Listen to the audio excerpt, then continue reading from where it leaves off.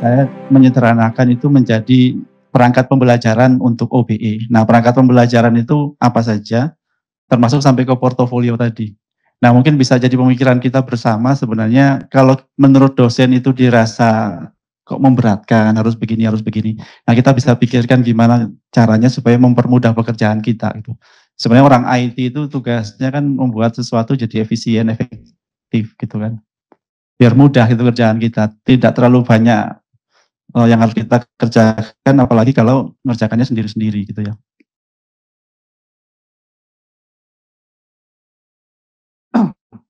Nah, ini strategi di Filkom sebenarnya sifatnya juga ini masih pendekatan yang coba saya lakukan. Kalau memang teman ada untuk menyesuaikan, bisa kita sesuaikan untuk pendekatan bagaimana RPS ini bisa tersedia semua. Jadi intinya kan besok kita akan kuliah. Ini materinya mungkin transformasi pembelajaran masa kini itu tadi mungkin sama dengan yang disampaikan Bu Widya, saya nggak akan bahas lagi, ini materi di workshop yang lain. Nah, sedikit informasi terkait perkuliahan kita, Bapak Ibu sekalian, kita biasanya di kuliah kita ada workshop untuk pengembangan dosen. Kita lakukan tingkat fakultas supaya jadi satu sekalian. Tanggalnya termasuk yang hari ini juga bagian dari workshop, minggu depan juga kita adakan lagi. Mohon maaf Pak Joy, ditugasi terus kalau workshop. Ya Pak Joy ya, sudah pengalaman ngurusi workshop. Nah, kenapa kita lakukan untuk yang tadi itu refresh. Jadi kalau tadi tentang portofolio, mungkin kalau kita perlu refresh ya minggu depan kita adakan lagi, sekaligus kalau pendekatan yang dilakukan fakultas lain itu adalah tadi di camp atau dikumpulkan untuk diminta menyelesaikan. Mungkin yang portofolio kita menyelesaikan yang semester kemarin, kan belum semua ya diselesaikan, Bapak Ibu sekalian, nanti kita kumpulkan. Nah, kemudian kuliah kita nanti kalau tidak tanggal 15, karena tanggal 12, 13 itu ada PK2, ospeknya universitas, ospeknya fakultas itu kemungkinan di hari Sabtu minggunya, ya, Sabtu minggu itu tanggal 17, 18. Nah, kita kuliah tanggal minggu lagi udah kuliah ya. Nah, cuman memang ada wacana untuk hari pertama kuliah itu tidak perlu mahasiswa masuk, tidak perlu kita bagi per kelas mata kuliah sesuai dengan jadwal ya. Hari pertama rencananya tanggal 19, kami berharap dosen-dosen semua datang. Acaranya adalah ketemu dengan mahasiswa dosen bimbingan PA-nya. Ketemu dengan mahasiswa bimbingan PA, biar mahasiswa ketemu sama dosennya gitu. Kemudian kami minta kalau bisa setiap dosen punya mekanisme komunikasi antara mahasiswa dengan dosen PA. Sebenarnya sudah kita fasilitasi juga di aplikasi Bima itu. Kalau mau pakai itu silahkan. Tidak pakai itu minimal ada saluran komunikasinya apa. Misalkan grup WA misalkan begitu ya. Jangan sampai tidak ada saluran komunikasinya. Mahasiswa WA langsung ke dosen, nggak pernah dibuka, apalagi dibales gitu ya. Nah itu yang mekanismenya coba kita atur. Nanti mungkin juga minggu depan ada materi tentang bagaimana proses bimbingan PA di kita gitu ya. Nah kuliahnya mulai 19 Agustus. Tujuannya ini kesamaan persepsi dalam konsep perangkat pembelajaran khususnya RPS dan modul ajar, mampu mengembangkan perangkat pembelajaran khususnya RPS dan modul ajar. Tapi mungkin kita fokus yang RPS saja dulu. Ini tantangan pembelajaran masa kini. Saya pikir ini sudah berkali-kali kami sampaikan ya. Intinya kita menghadapi situasi sekarang yang mungkin berbeda, sehingga kenapa pendekatan kurikulumnya tadi OBE tadi. Untuk memastikan bahwa lulusan kita punya kompetensi yang sesuai. Kalau pendekatan dulu kan ada aspek sikap, pengetahuan, keterampilan khusus yang kemudian dirumuskan jadi capaian CPL tadi, capaian pembelajaran lulusan.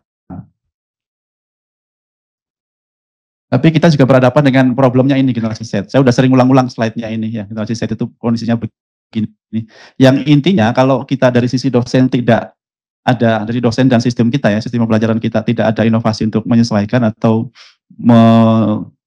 membuat model pembelajaran kita lebih sesuai untuk zaman sekarang, maka hasilnya akan kurang optimal gitu. Sehingga kita juga bagaimana beradaptasi dengan anak-anak sekarang ini, generasi-generasi yang tinggal klik, generasi yang terlalu instan, dan ini udah berapa kali kalau di workshop selalu saya yang intinya sebenarnya di workshopnya yang tahun lalu atau yang Februari lalu kita undang Pak Dr. siapa tuh?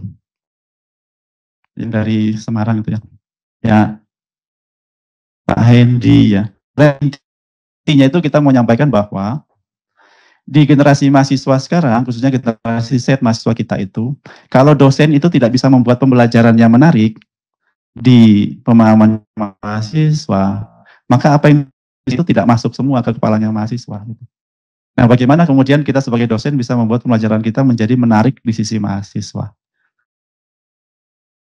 Salah satu poinnya lagi, bagaimana kita membuat mahasiswa termotivasi ikut kelas kita. Sebenarnya itu.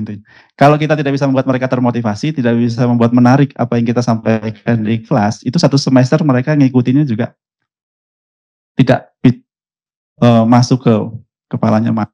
Itu jadi tantangan bagi kita, dosen, yang kemudian kita coba pikirkan sama-sama di Skillcom kita membangun sistem seperti apa untuk menunjang ke sana. Nah, di sisi yang lain, kita juga perlu memasukkan kompetensi ini kan. Dulu ada istilahnya 4, mungkin sekarang jadi 6 tim. Problem solving, creativity, ya, kemampuan berpikir analisis, berkolaborasi, komunikasi, etika, dan seterusnya. Ini yang juga diharapkan dari lulusan yang ingin kita hasilkan. Jadi bagaimana transformasi pembelajaran, ini gambarnya masih gambar slide yang lama ya. Bagaimana kita menerapkan pendekatan ya, keterampilan dan pengetahuan baru, cara mengajar yang baru dari teacher center ke student center, kemudian penggunaan teknologi digital untuk proses pembelajaran kita yang efektif, efisien, dan berkualitas.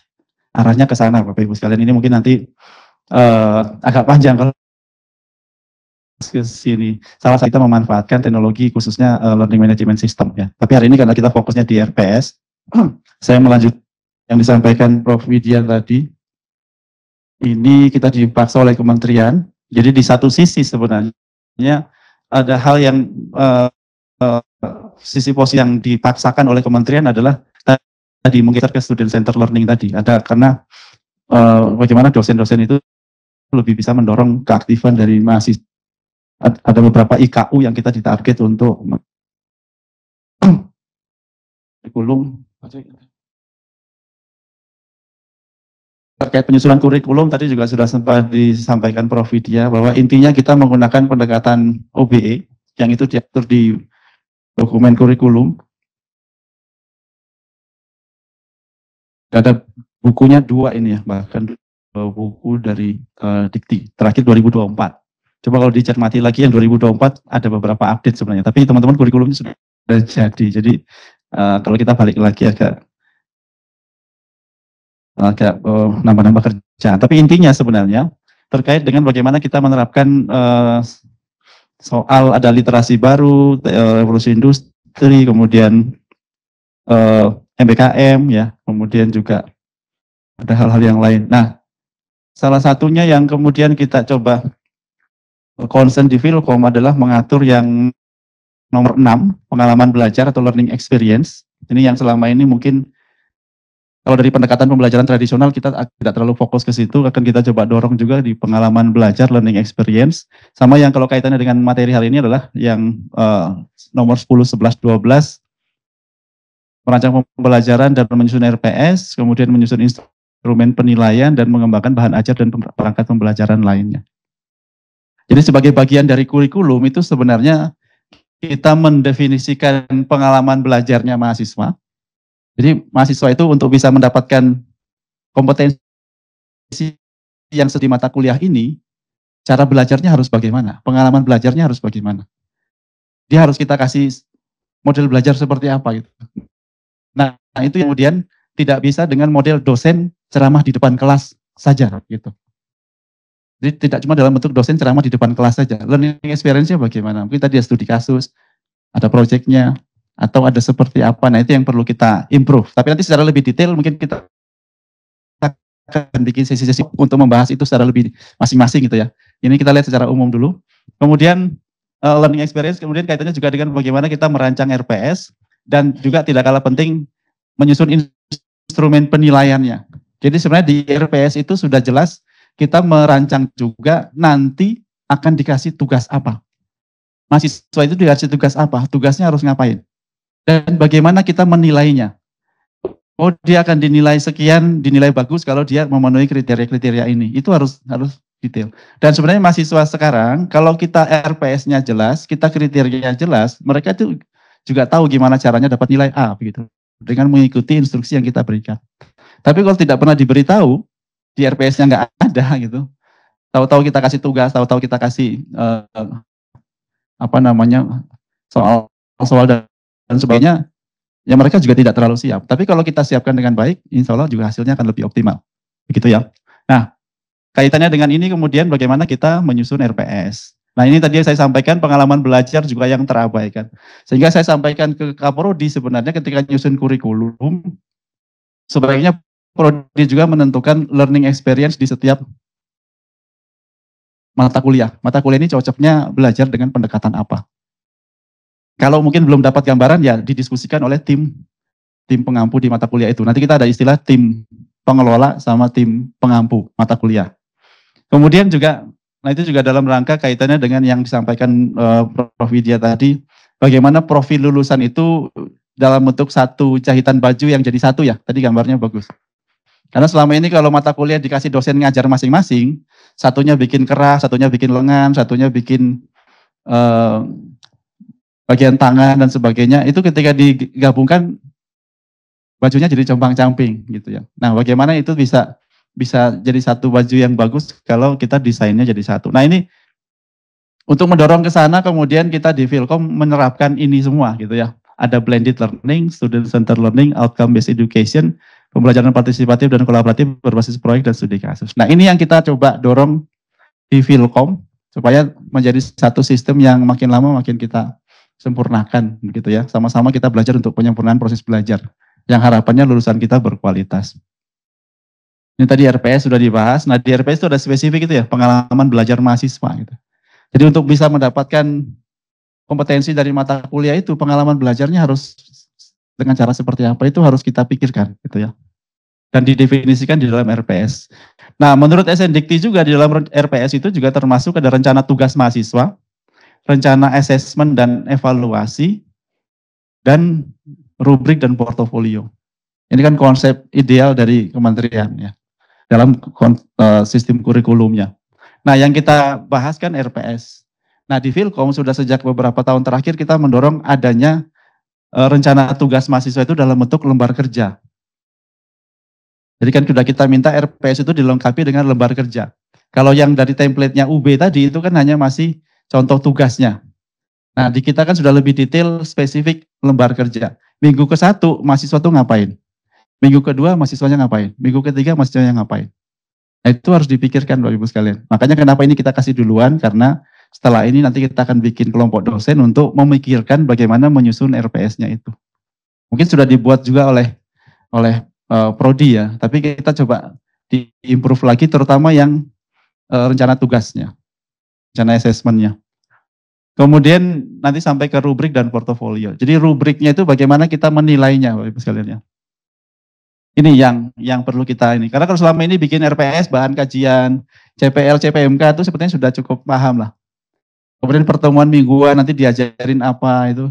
Mungkin sudah cukup bagus juga mengatur. Tapi bahwa di minggu ini nanti metode yang dipakai apa, pendekatan yang dipakai apa, nanti kasih tugasnya apa, itu kan perlu kita improve lagi. Ini yang belum optimal ya. Nah, konsep OBE ini tadi sudah sampaikan, kurang lebih juga sama, saya nggak ngulang lagi. Mudah-mudahan Bapak Ibu sama pemahamannya ya. Nah, di paling bawah itu ada namanya perangkat pembelajaran. Nah, perangkat pembelajaran itu ada RPS, rencana tugas, bahan ajar, rencana evaluasi, instrumen penilaian.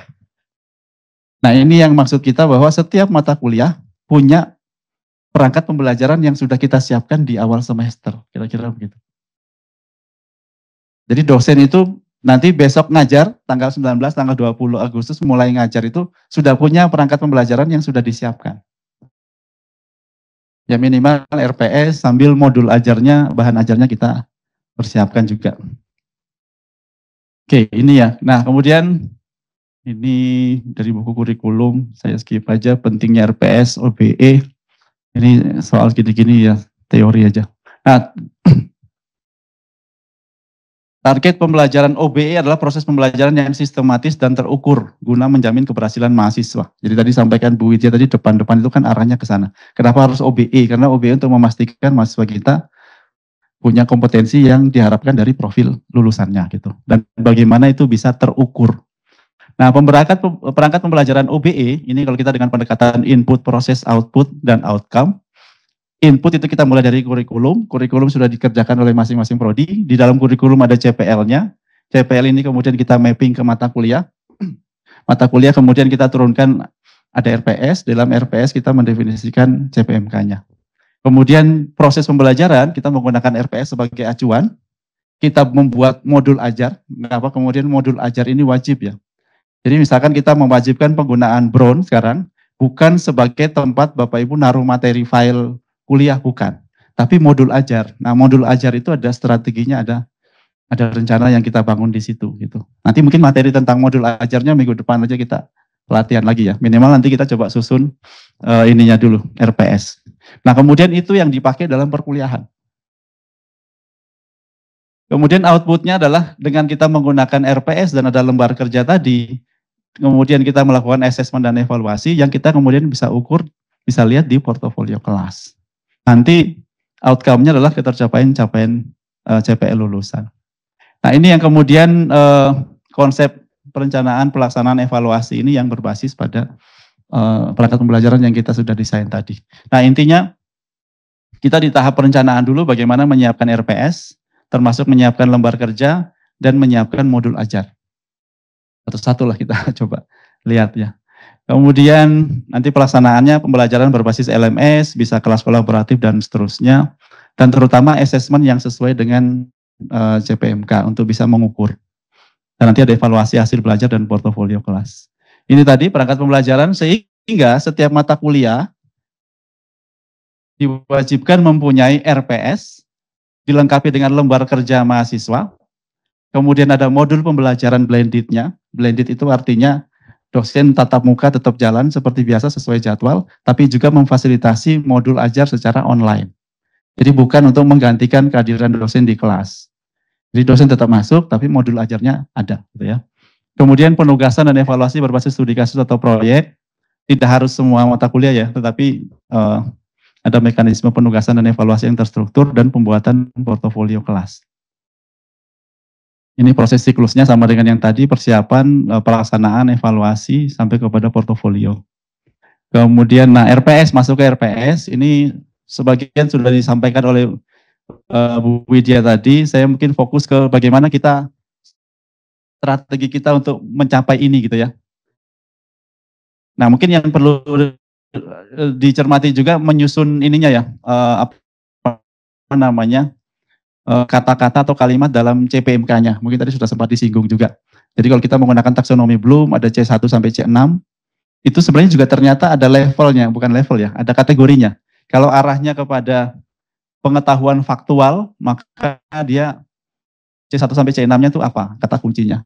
Kalau mengarah kepada pengetahuan konseptual, pengetahuan prosedural, pengetahuan metakognitif, mungkin kata-kata kuncinya juga beda-beda. Ini kalau dipikir berat juga sebenarnya. Memilih kata untuk CPMK-nya misalkan. Bahwa mahasiswa misalkan dia bisa mengevaluasi, bisa merancang, atau bisa menjelaskan, atau bisa membedakan, itu harus spesifik.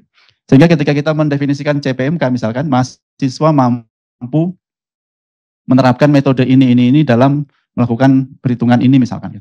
Nah, nanti dalam proses pembelajarannya kita ada materi dan penugasan yang bisa kita lakukan untuk mengukur bahwa kemampuan mahasiswa tadi untuk merancang tadi itu atau menerapkan tadi itu sudah terukur, sudah bisa dilakukan gitu. Nah, ini yang kemudian memilih kata-kata ini nanti akan berkorelasi dengan bagaimana kita melakukan evaluasi untuk mengukurnya gitu. Jadi evaluasi tidak cuma UTS, UAS gitu ya, atau kuis, tapi bagaimana cara kita untuk bisa mengukur. Kalau kemampuannya untuk merancang, berarti dia harus diberi tugas untuk bisa merancang. Dan seterusnya ya.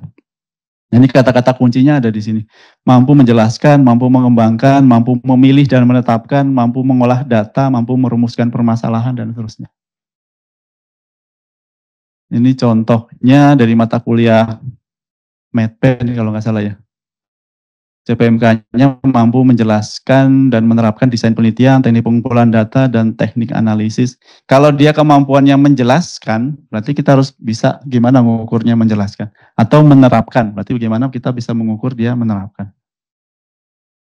Elemen RPS ini juga tadi sudah dibahas, pengalaman belajar. Nah, elemen RPS OBE ada beberapa tambahan terkait dengan rencana assessment dan evaluasi dalam bentuk lembar kerja, kemudian komponen penilaian, kemudian matriks ya, dan satu lagi terkait dengan diagram analisis tahapan pembelajaran. Ini juga mungkin kita perlu nyusun juga. Jadi ada hubungan antara sub CPMK atau materi yang akan kita berikan itu ada urutan prosesnya, alurnya, apakah diberikan paralel atau serial misalkan. Ini yang kemudian template RPS kita tadi mungkin punya Bu Widya lebih lengkap ya. Kira-kira isinya seperti ini. Yang mungkin lebih spesifik harus diingat adalah mungkin ini ya, matriks CPMK terhadap CPL. Ini yang mungkin tidak biasa kita buat ya. Sehingga ini perlu diskusi lebih dalam gitu. Untuk nanti CPMK ini memenuhi CPL yang mana gitu ya. Kemudian ini saya ambil punyanya Bu Fitri malah ya dari kedokteran. Kemudian ya ini juga diisi. Yang kemarin kita minta tambahkan yang di TIF ya, sempat ditambahkan ya Pak Eko yang learning experience-nya. Jadi mata kuliah nanti learning experience-nya apa. Kemudian, nah ini tadi sama juga sudah dibahas. Nah nanti Bapak Ibu sekalian kita akan buat template yang baru, akan kita share untuk bisa digunakan untuk diupdate semua. Karena ini kurikulum baru, update semua RPS-nya. Tapi mohon tidak sekedar copy paste dari yang lama, tapi dipikirkan yang ideal seperti apa. Kemudian yang tadi diagram alir dalam bentuk diagram seperti ini. Nah lembar kerja ini template kita yang lama. Mungkin nanti kita sesuaikan dengan yang baru. Tadi sampaikan Bu Widya juga ada yang baru seperti ini. Ya bentar, ini ada template-nya kayak gini. Nanti kita akan coba sesuaikan template-nya juga seperti ini. Jadi rencana penugasan juga nanti dalam bentuk template seperti ini. Kemudian, nah kembali sebelum ke situ, ada bagian dari rancangan penilaian yang di atas, mungkin kita sudah terbiasa yang di atas, yang di bawah ini yang kita belum terbiasa, dan ini kalau bisa mulai dipikirkan dengan benar. Bagaimana kita membuat mapping antara assessment, jenis-jenis penilaian yang kita lakukan terhadap CPMK atau mungkin sub CPMK yang ada di mata kuliah tersebut. Ini kalau kita bisa susun dengan benar, nanti akan nyambung atau dikoneksikan dengan sistem SIADO tadi untuk diisikan. Sementara ini yang bisa ngisi cuma Kaprodi aja ya, ngisi itu. Nah setelah Kaprodinya ngisi, nanti ketika kita melakukan assessment penilaian, yang nilainya nanti kita inputkan ke SIADO, maka diagram portofolio tadi akan keluar sendiri. Apakah itu kemudian formulasinya benar, itu katanya Bu Widya tadi masih mau ditelaah lagi, tapi minimal ada sistemnya itu kita pakai dulu. Minimal kita pakai dulu. Nah, di sisi pembuatan portofolio kan relatif sudah dipermudah. Tinggal kita menginput 3 hal tadi gitu ya. Jadi ini yang harus dibuat mappingnya, tugas-tugasnya apa saja. Bukan tugas ya. Assessment penilaiannya apa saja, apakah kuis, tugas, project base, kemudian aktivitas partisipatif maupun tadi UTS, UAS juga bisa dimasukkan. Kemudian, nah ini tadi rencana assessment-nya bisa tes atau non-tes, kemudian bisa pendekatan formatif atau sumatif, atau bisa performance base ya, pakai rating, rubrik atau survei. Ini yang tadi kemudian kita perlu juga membuat rubriknya. Nah ini template untuk penugasannya, rencana penugasan. Kemudian, jadi konsepnya kenapa tiap minggu itu dikasih tugas, itu kembali ke tadi student center learning. Jadi mahasiswanya yang aktif, bukan dosennya. Sehingga kemudian konsepnya belajar sedikit tapi sering lebih baik dari belajar banyak tapi hanya sekali. Jadi kebiasaan mahasiswa kita kan kita ngajar, minggu ini ngajar, sampai nanti minggu ke-7 kita bilang mahasiswa minggu depan kita UTS ya gitu. Baru mereka belajarnya minggu itu untuk siap menghadapi UTS minggu depan. Selama 7 minggu kita tiap minggu ngajar, mereka tidak ngapa-ngapain kalau kita tidak kasih tugas. Nah itu yang coba dibalik. Setiap kali kita ngajar 1 minggu langsung kita kasih tugas. Tapi ini mohon dicermati juga Bapak Ibu sekalian, tugasnya jangan terlalu berat. Jangan seperti tugas-tugas yang kita mikirnya ini tugas yang berat-berat. Tugas yang mungkin bisa diselesaikan paling setengah jam bisa selesai atau 1 jam maksimal selesai. Atau hitungan idealnya dengan jumlah SKS yang sama dengan SKS mata kuliah. Jadi kalau mata kuliah 2 SKS, tugas yang dikerjakan di rumah itu tugas terstruktur rata-rata juga 100 menit misalkan. Yang bisa diselesaikan dalam waktu 100 menit. Nah, memikirkan tugas itu apa, itu kan juga harus dipikirkan gitu. Nah, itu kenapa kemudian kita perlu workshop ini untuk nanti setelah ini kita bikin tim. Nah, tim itu berdiskusi untuk menyusun itu gitu ya. Dikasih tugas apa nih? Setelah saya jelaskan materi 1, tugasnya apa? Saya bisa kalau mata kuliah misalkan apalah saya ngajar perancangan UX misalkan. Tugas nomor 1 misalkan dia silakan review aplikasi misalkan. Coba kamu review aplikasi ini menurut kamu bagus atau enggak. Tulis dalam sekian paragraf gitu. Cuma ini jadi isu yang baru lagi di kita adalah gimana kalau mahasiswa mengenerate pakai ChatGPT. Nanti kita bisa diskusi juga. Kalau saya biasanya tugas-tugas yang kita ada potensi seperti itu, kita tambahkan tugasnya untuk dipresentasikan misalkan.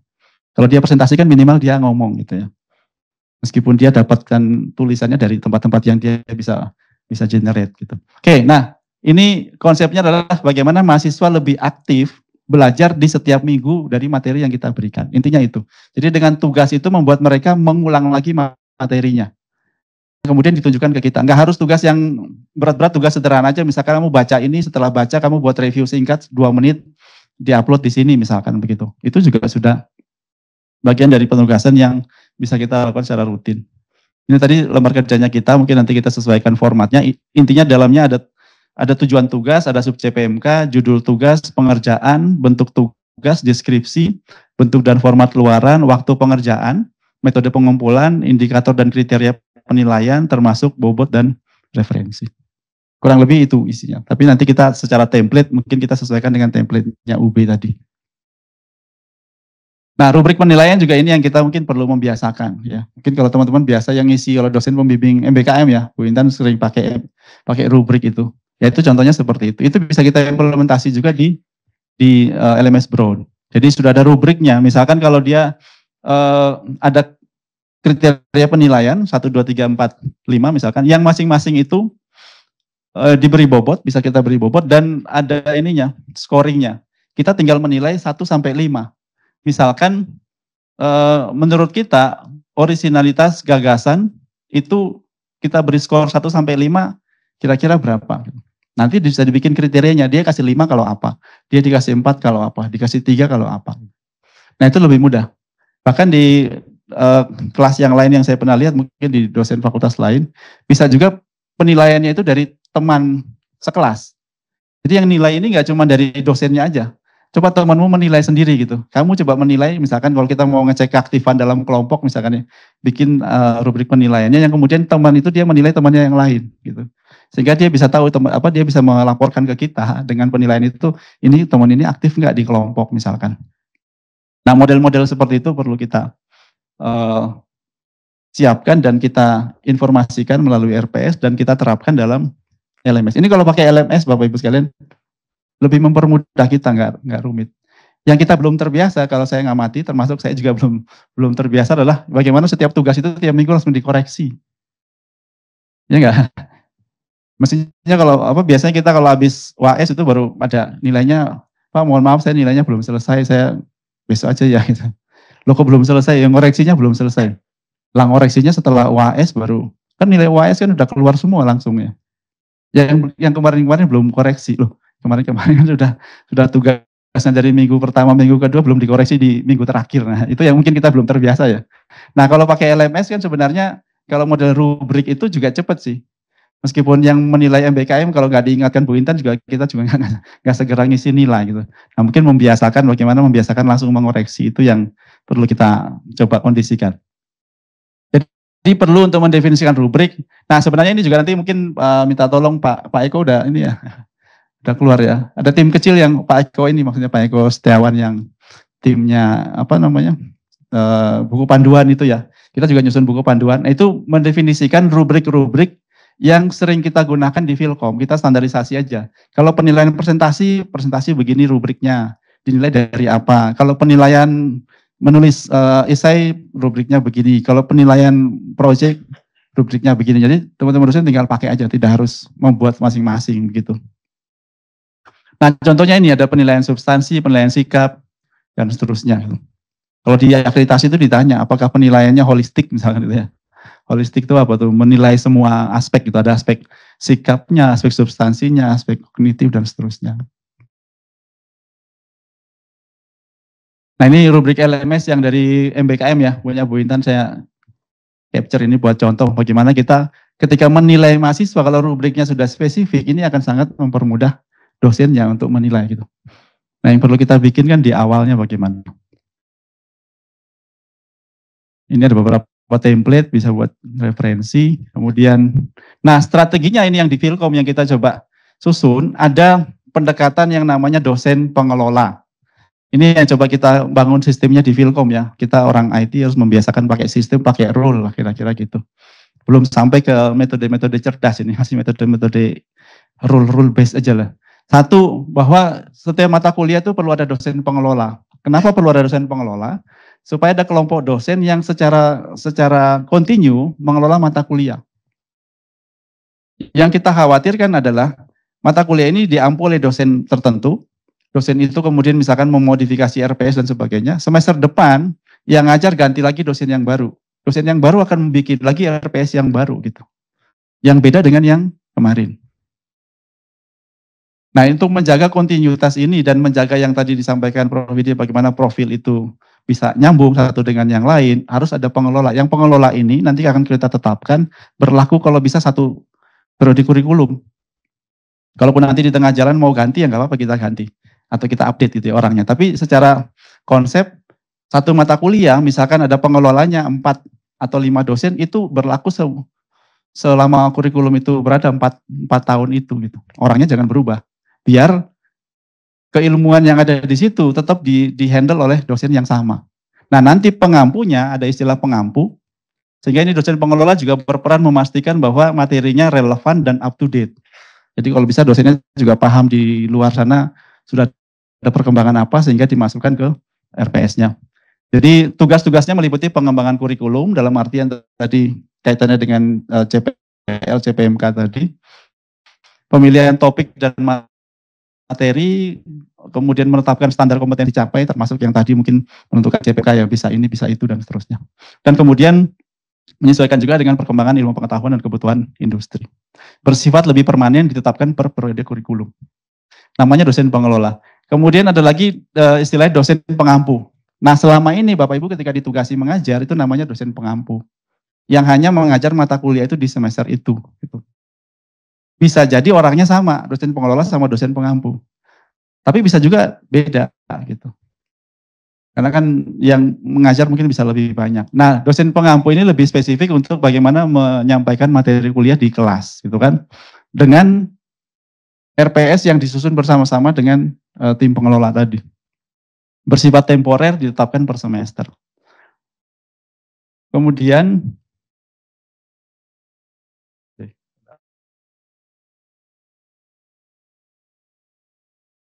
implementasi. Nah, ini implementasi dosen pengelola.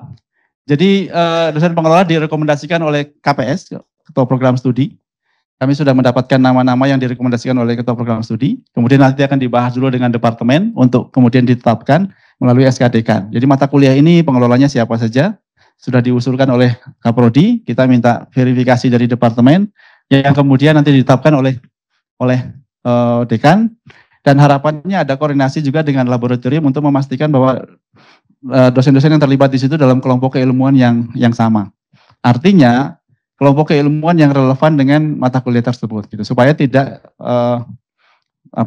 bukan kelompok keilmuan yang kemudian tidak relevan dengan topik tersebut.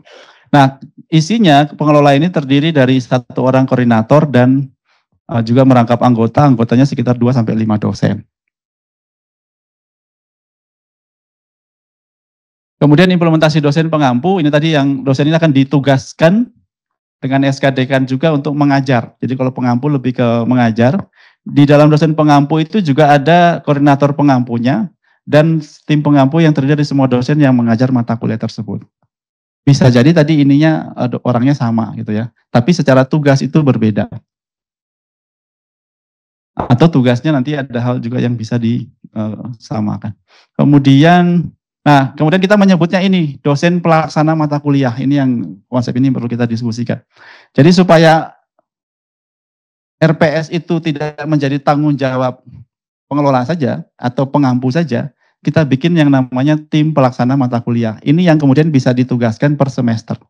Misalkan Bapak Ibu membentuk tim pelaksana mata kuliah tertentu yang merupakan isinya gabungan antara tim pengelola sama pengampu tadi.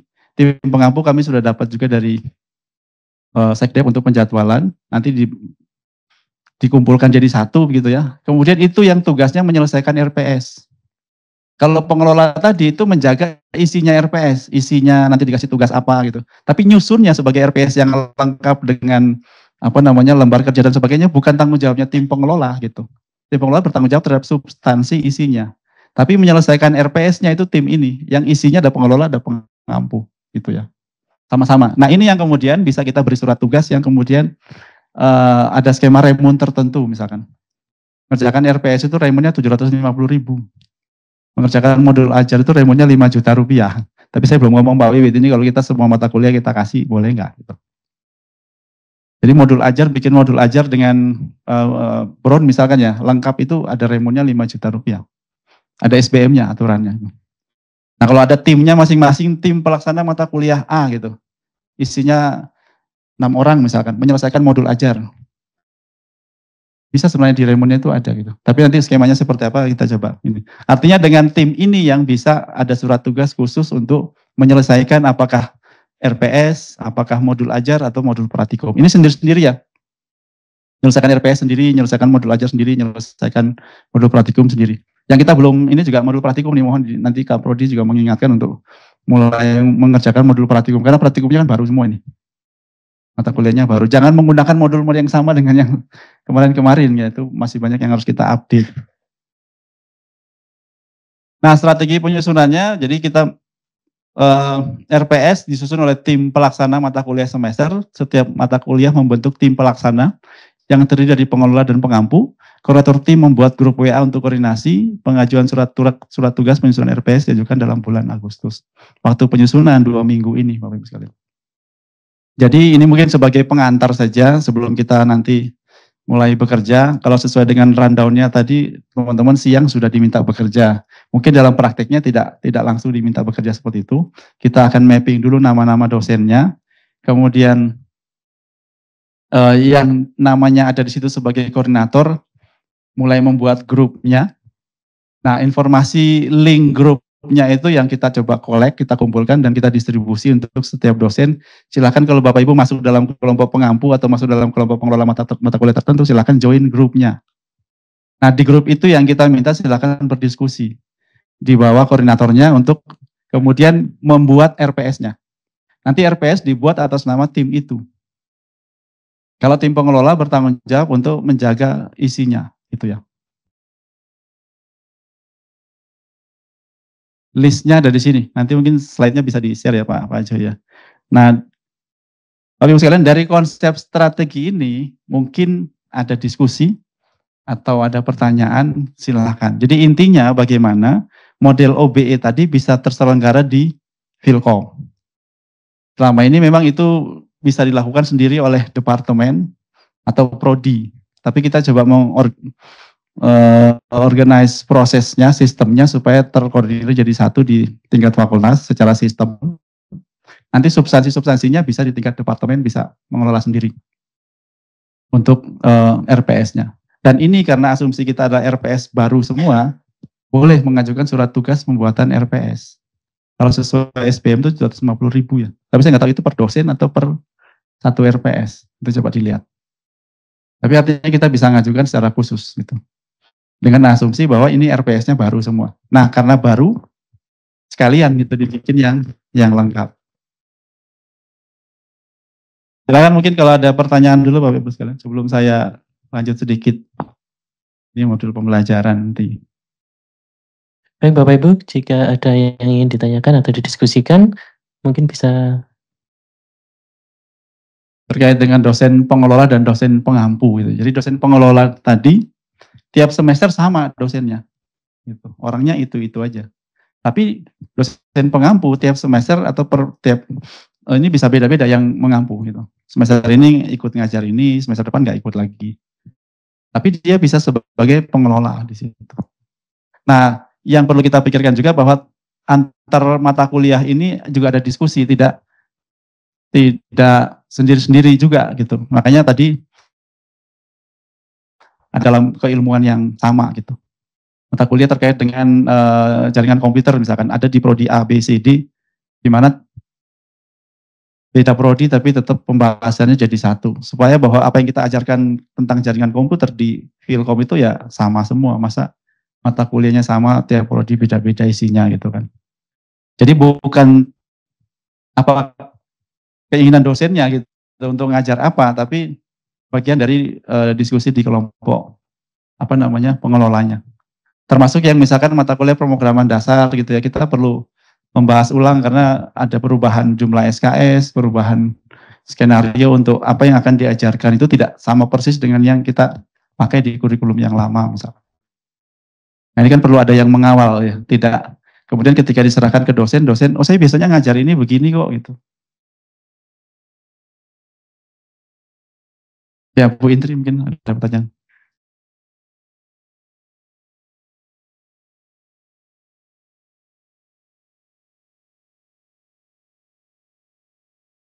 Maaf tanya, ini untuk tugas nanti siang, itu kalau saya lihat di sheet-nya, itu kan ada yang sebagai pengelola, pengampu, kemudian ada yang jadi koordinator pengelola, begitu nggih. Kemudian ada di beberapa mata kuliah, itu kan banyak yang memilih. Nah, di sini kan tadi kalau seingat saya 2-5 anggota gitu nggih. Apakah yang nanti mengerjakan itu dibatasi maksimal jumlahnya berapa yang berperan dan mau menjadi pengelola, ataukah yang pengampu juga harus ikut gitu nih Pak? Ngerjakan apa ini Bu? PS-nya. Nah kalau pelaksana. Ya, kalau mengerjakan RPS itu tim pelaksana. Nah tim pelaksana itu pengelola sama pengampu. Itu. Oh pengelola sama pengampu. Iya pengelola sama pengampu. Bisa jadi kan orangnya sama juga. Iya gitu. benar. Tapi secara sistem pengelola, karena artinya begini, kemarin kan kita bilang ini RPS dikerjakan oleh tim pengelola itu. Nah sebagian dosen yang ikut di pengelola saja tapi nggak ikut pengampu, protes juga. Masa kita yang capek-capek ngerjakan yang pakai dosen yang lain gitu. Nah sehingga konsepnya adalah tim pelaksana ini akan kita buat sesuai dengan tim yang akan membuat di RPS mata kuliah itu yang ada pengelola dan pengampunya. Nanti monggo diatur aja siapa yang mengerjakan secara lebih aktif misalkan, yang kemudian diajukan surat tugas, yang enggak semua misalkan gitu. Tapi bahwa tim pengelola ikut terlibat dalam proses diskusinya dan tim pengampu juga terlibat, itu yang kita dorong dengan grupnya tadi itu. Baik, berarti tidak ada batasan G Pak, karena di sini ada mata kuliah yang mungkin sedikit dosennya, kemudian ada mata kuliah yang mungkin banyak, seperti itu. Berarti semuanya kalau dari informasi diberi Kaprodi, pengelola bahkan tinggal 2 aja ya, ada prodi yang cuma tinggal 2 orang dosen di setiap mata kuliah gitu. Jadi nggak banyak juga. Oh, oke. Ya, matur nuwun. Ya, makasih Bu ini. Ya.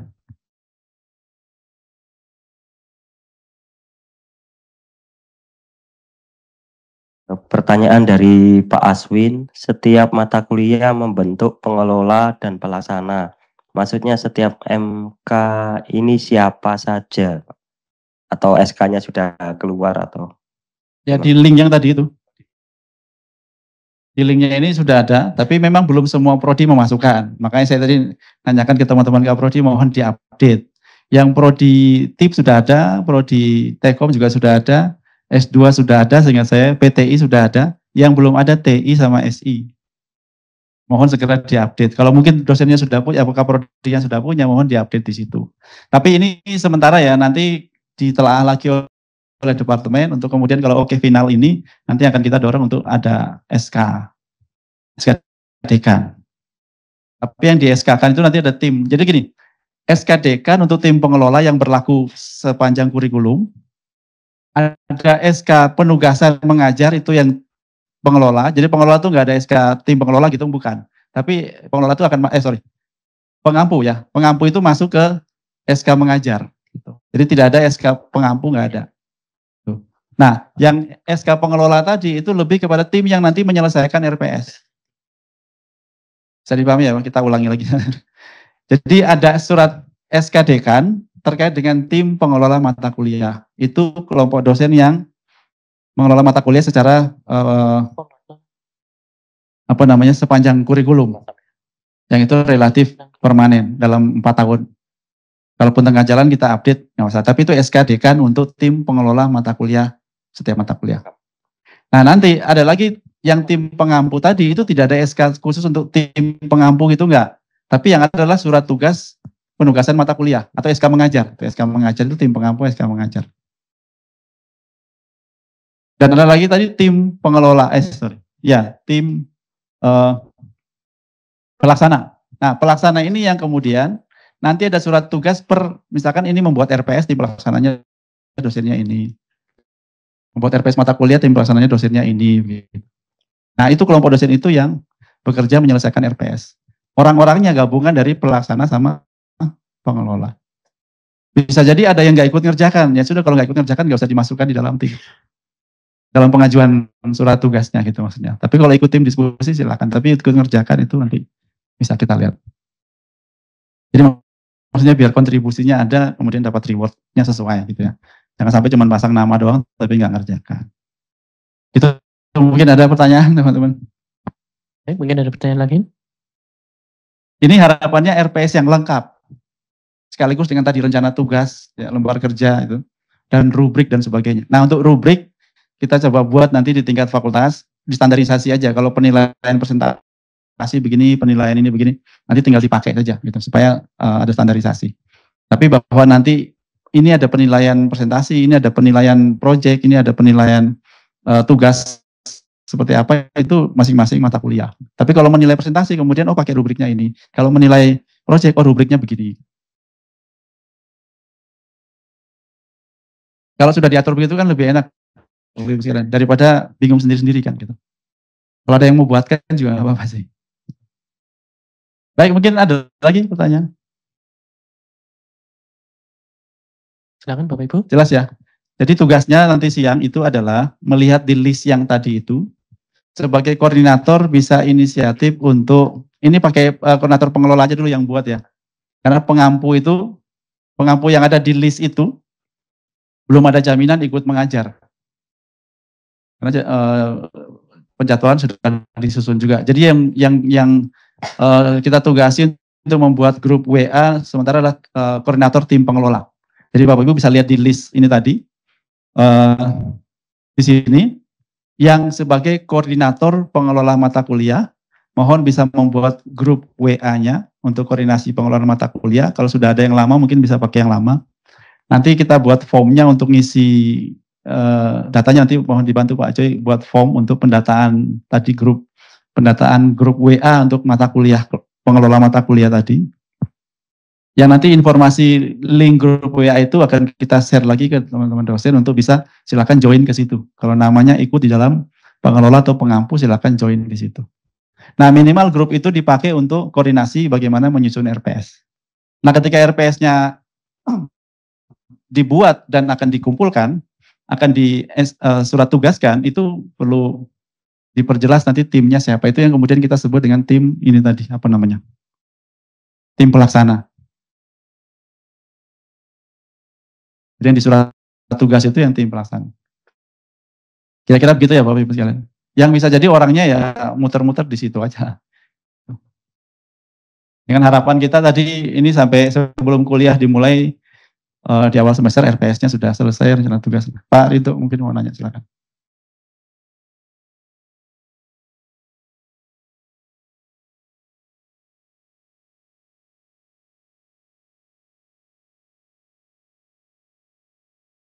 Assalamualaikum warahmatullahi wabarakatuh. Waalaikumsalam. Oke, terkait nanti pelaksanaan kuliah Pak, berarti nanti yang meletakkan atau mengisi BRON itu adalah pelaksana gitu ya, atau atau apa namanya pengelola, sehingga semua mata kuliah, semua kelas ya untuk mata kuliah tertentu itu sinkron semua gitu. Atau itu harus diperjelas nanti Pak. Yang sementara ini kita masih apa istilahnya, walaupun sudah ada itu tapi masih sendiri-sendiri gitu kan. Ini mulai dari mulai dari RPS, kemudian materinya, kemudian termasuk proses pembelajaran seperti termasuk kuisnya dan sebagainya dan sebagainya. Itu nanti siapa yang ini harus diperjelas nanti, pelaksanakah atau pengelola tadi atau siapa gitu. Terima kasih. Ya, konsepnya kalau yang untuk ini tadi pelaksana Pak, jadinya begini ya. Nah, pelaksana mata kuliah. Jadi pelaksana ini yang bisa berisikan antara pengelola dan pengampu. Jadi kan kalau untuk broad misalkan kan kita generate semua. Nah, silakan didiskusikan di grup tadi itu untuk siapa yang mengupdate di situ gitu. Kalau memang perlu untuk membuat modul-modul baru, sebenarnya kan ada skema hibah brown kemarin Pak, tapi memang agak telat dan agak mepet juga waktunya. Tapi kalau Bapak Ibu mau membuat secara khusus dan mengajukan pendanaan di Filkom, coba bisa difasilitasi. Tapi bisa jadi juga menggunakan bahan-bahan yang sudah pernah dibuat sebelumnya gitu kan Pak. Nah, ini sebenarnya ada skema di SBM itu atau Remun lah katakan begitu. Untuk yang penyusunan ini 1, 2, 3 ini sebenarnya ada. Cuma lebih detail nanti seperti apa saya tanyakan lagi ke Pak WD2. Tapi intinya ada skema itu yang kemudian tim pengelola tadi yang bisa mengajukan ini Pak. Tim pelaksana ini Pak yang bisa mengajukan. Gitu. Di mana tim pelaksana itu terdiri dari pengelola dan pengampu. Jadi tidak pengampu sendiri, selama ini kan kita jalan pengampunya saja gitu. Kalau bisa tetap ada pengelolanya di situ. Yang bisa mengarahkan untuk isinya. Nah, kemudian standarisasi ini kan sebenarnya kita sudah pernah atur Pak, cuma memang saya tidak jelaskan secara khusus hari ini, nanti kita bikin workshop lagi. Intinya secara template defaultnya kita buatnya begini, modul ajarnya. Ini juga nanti nyambung sama RPS-nya. Jadi bahwa di bagian atas itu ada informasi umum, kemudian di bawahnya ada topik 1 sampai berapa, terserah 1 sampai 14 misalkan. Bisa pendekatan mingguan atau pendekatan per topik, nggak harus sampai 14. Tapi nanti kemudian di bawah bisa kita kelompokkan ada informasi penugasan kelas A, informasi penugasan kelas B gitu. Jadi kelas A sama kelas B dan seterusnya bisa punya tempat lagi sendiri di bawah masing-masing, tapi modulnya jadi satu yang topik 1 sampai topik beberapa. Nah, ini harapannya kan distandarisasi sehingga satu kelas punya modul yang sama gitu. Harapannya begitu. Nah, di informasi umum ini tadi kan ini contoh sama ya, informasi kelas. Ini masih pakai yang e-link ya.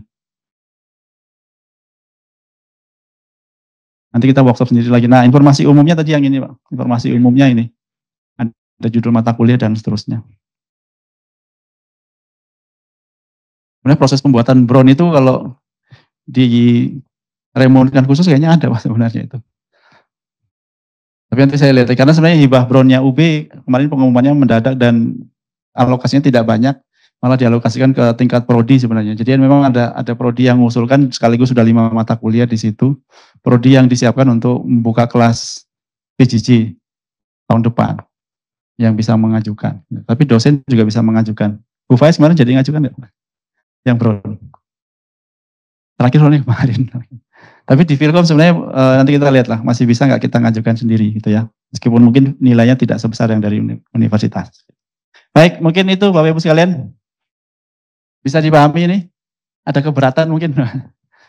Jadi istilahnya begini, Bapak Ibu sebagai dosen, yang kita pengelola itu bertugas secara periodik ya, bisa kita sebut sebagai tim kurikulum yang menjaga isi dari suatu mata kuliah, mungkin update dan sebagainya. Tetapi ketika kita mengerjakan RPS, itu bukan tanggung jawab yang pengelola tadi. RPS menjadi tim yang kemudian kita susun ulang berdasarkan pengelola dan pengampu tadi. Nah, tim pengampu yang ada di dalam list itu masih sifatnya berdasarkan ini ya, berdasarkan keminatan dosen. Tetapi pengampu sebenarnya itu nanti tunggu dari penjadwalan dari sekretaris departemen. Itu mungkin baru keluar hari Senin. Bisa jadi yang kita minat mengampu di situ, tapi ternyata tidak ditugasin untuk mengajar mata kuliah itu, misalkan gitu. Bisa jadi seperti itu. Sehingga yang untuk pengampu nanti dicek lagi update-nya, tetapi kalau yang untuk pengelola kemungkinan besar pengelola itu pasti masuk semua gitu. Gitu ya Bapak Ibu sekalian. Jadi nyambung dengan yang disampaikan Bu Widya tadi pagi, intinya bagaimana perkuliahan kita sebagai bagian dari kurikulum OBE dalam proses pelaksanaannya berangkat dari perencanaan, di mana perencanaan itu kita susun di RPS. Nah, ada aspek yang harus kita pahami dari RPS itu bahwa itu turunan dari CPL Prodi, turunkan ke CPMK, yang kemudian melekat di mata kuliah itu, kemudian bagaimana mekanisme kita untuk asesmen evaluasi ketercapaian dari CPMK itu di mata kuliah itu.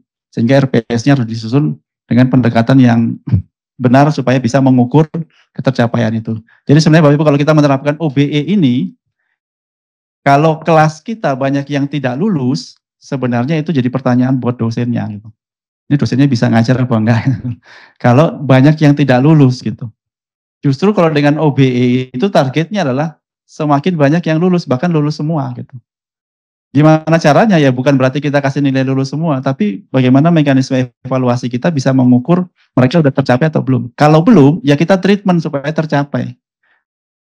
Tugasnya programming, dia programnya bisa selesai. Tapi ketika kita coba sendiri bikin program ternyata nggak bisa. Ya gimana caranya kita treatment dia supaya bisa beneran bisa gitu. Nah itu memang tidak mudah, tapi bahwa target dari pembelajaran model OBE adalah kompetensinya tercapai di seluruh peserta kelas kita. Jadi kalau banyak mahasiswa yang tidak lulus di kelas kita, harusnya sebagai dosen kita tidak, bukannya kita bangga atau ya, tapi harusnya prihatin. Kok banyak yang nggak bisa ngerjakan soal saya ini, soal saya terlalu sulit, atau mahasiswa nggak bisa nangkep apa yang saya jelaskan, atau saya salah ngukurnya, saya nanyanya apa, ngajarnya apa, nanyanya apa gitu. Nah nanti bagaimana membuat soal yang bagus, bagaimana membuat model-model penugasan yang baik, insya Allah kalau memang kita bisa hadirkan narasumber minggu depan kita hadirkan juga, termasuk membuat modul ajar untuk lebih detail. Nah ini kenapa kita sampaikan di hari ini, karena setelah ini akan ada pembagian kelompok tadi itu, pengelola pengampu tadi itu yang teman-teman sudah mulai masuk untuk bekerja.